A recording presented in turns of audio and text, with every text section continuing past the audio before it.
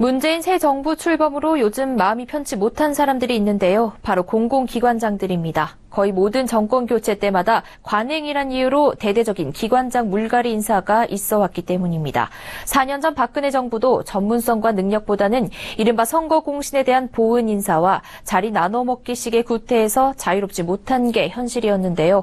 문재인 정부는 인사투명성과 원칙을 강조하고 있는 만큼 공공기관 인사에서 과거 정권과 차별화를 띨 수 있을지 주목되고 있습니다.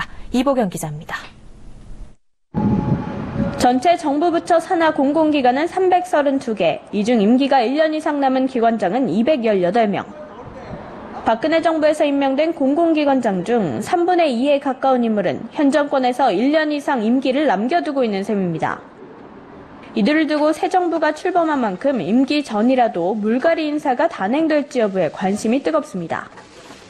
물론 상당수 기관장들이 박근혜 정부에서 장차관 등 고위직을 거친 인물들이기 때문에 새 정부의 국정운영 철학과 맞지 않아 교체해야 한다는 의견이 나올 수밖에 없는 상황입니다. 하지만 문 대통령의 정책 철학과 크게 다르지 않고 전문성을 갖춘 기관장들에게까지 청와대가 일괄 사표를 요구해서는 안 된다는 비판도 존재합니다. 과거 정권 출범 초기 공공기관장 자리는 전문성보다는 선거에 공을 세운 이들에게 전유물이었던 구태와 다르지 않다는 것입니다.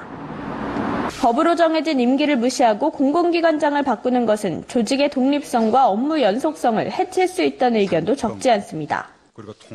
명분 없는 낙하산 인사가 재현될 경우 해당 기관 노조의 반대 등 잡음 시비가 있을 수밖에 없고 이 경우에 정권 초기 국정 운영에도 부정적인 영향을 줄 것으로 우려되고 있습니다. 이런 상황에서 전문가들은 새 정부가 원칙에 따른 인사 의지를 보여야 한다고 강조합니다. 관행이라는 이유로 자진 사퇴를 유도해 물갈이에 나설 것이 아니라 오는 6월 진행되는 공공기관 경영평가 등을 통해 문제가 있는 경우에 규정에 따라 투명하게 인사를 해야 한다고 전문가들은 조언합니다. 인사 원칙이 무엇인지 먼저 밝히고 그러한 기준과 원칙에 의해서 인사가 움직일 거고 그것이 국민의 동의와 지지가 수반이 되면은 원활한 인사가 될 것이다.